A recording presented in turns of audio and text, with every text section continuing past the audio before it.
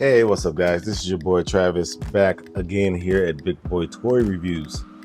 And today I am super proud to bring you the review of the SH Figuarts Deku.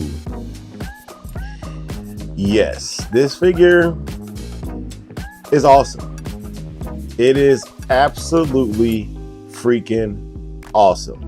Now, this was an accessory, but obviously, why would you not have this on all the time? Wish this was cloth, but it is what it is. You can see his little mask back there. But this figure, I know it's the beginning of the year, but this is a good contender for figure of the year. 100%. This is easily one of the best figures that SH Figuarts has brought out in recent memory. Along with that, probably like that Tanjiro from Demon Slayer. That one was really good. What else did they have that they brought out last year? The Yu Yu Hakusho, I forget the main character's name, but the Yu Yu Hakusho figure was really good too.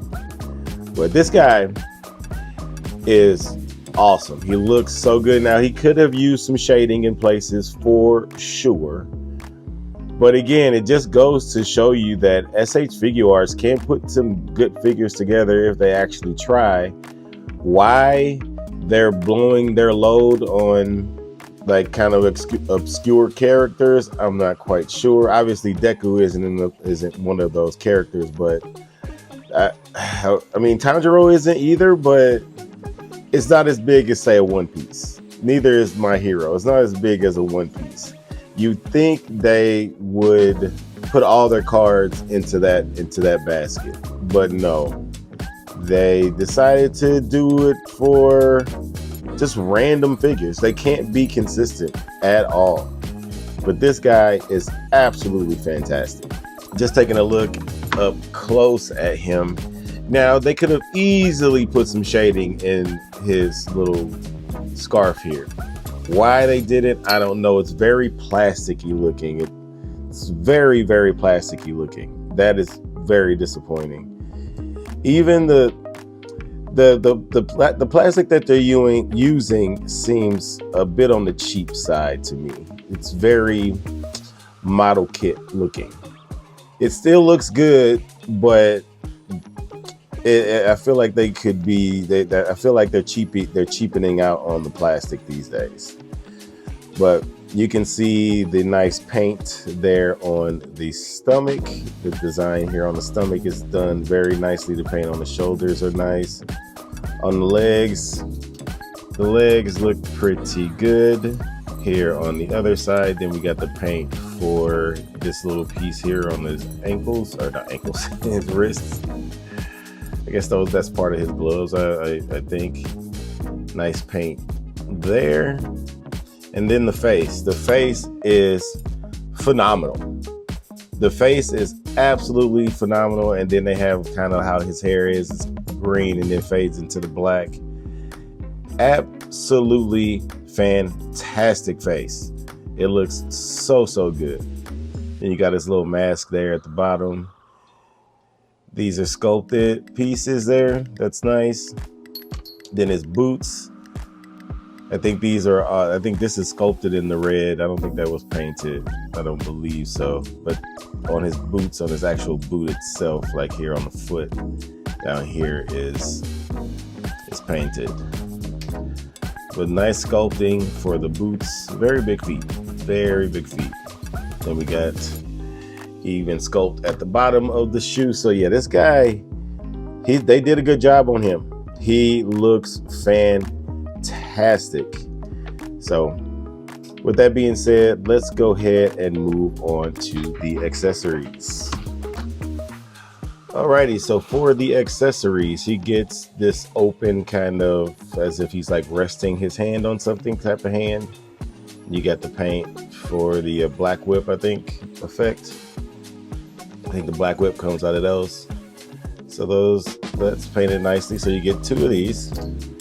And then you get two of these kind of just spread out hands. And And those are also nicely painted. Nice and soft too. Very nice and soft for those fingers. You get 2 of those hands. Then you get an extra hair piece for, I guess, action. Maybe he's blowing in the wind or something. You get, now this came on in like this in the package, but this is a separate hair piece. So you can put those lightning effects on any of the faces. But he gets this angry face with the lightning kind of on it. So that's really cool. And then here's that hair piece. Then you get a kind of a happy open mouth space, kind of smiling. And then you get the teeth gritting angry face. So that is cool. So those look really good. You got the little freckles there on the cheeks. Get that. And then you get this one hand with the black whip accessory on it. So that's really, really cool. I like the way they did that. That's awesome.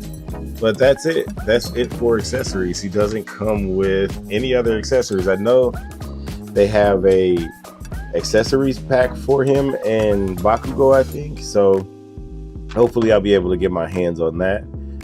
But it would have been nice if he had came with a masked head or a masked face. That would have been nice. It probably would have taken a whole new head to do it. But anyway, moving on to the articulation, we got double ball peg in the neck or in the head there. So you should get some really good movement out of that head. Let's see if we can get that back on there. Yeah. So because of his hair and the scarf piece here, you can only look up that high. Down, you can look down quite a bit, right into his scarf there. Side to side, it's all limited by this scarf piece. So that's why I said I wish they had made this a cloth piece. It would have been easier to maneuver. Over horizontal, past horizontal for the shoulder. Obviously it can spin all the way around. He does have like a really good butterfly joint too that works very, very nicely. You can kind of see a little gapping there, but I think they did a really good job for what they have here. And you do get some gapping here also, but you can pose that away. So you get your bicep swivel here at the top of the glove. I think this is all part of his glove. So there's a swivel in there. It's hidden very nicely by that piece. That's really good. Really, really good elbow joints. Those look really good and they are extremely functional. Very, very functional. Then you get your typical ball hinge for the wrist, and these pieces spin around as well. So that's really good. As far as the torso is concerned, you're going to get all kind of leaning out, leaning side to side, a little bit back, forward, pretty good for just that diaphragm joint. So that you kind of just got free range with that joint. It's really, really good. But if you want to incorporate so he can go back this far, then forward, super duper, super crunch there. But you're going to get gapping. Now you can kind of hide it with the belt, but he can get forward way, way, way far. So that's really, really good. So yeah, his torso articulation is spot on. It's really good. Complete splits. Well, not complete, but definitely good enough.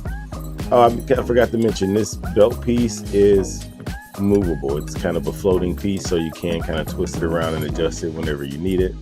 Also forgot about the collar. It is on a ball hinge as well. So a straight peg into a ball hinge, or a ball hinge into a straight peg, I should say. So you can move that all around too. Then we already did the splits. He does have a thigh swivel. Kick forward that much. Back.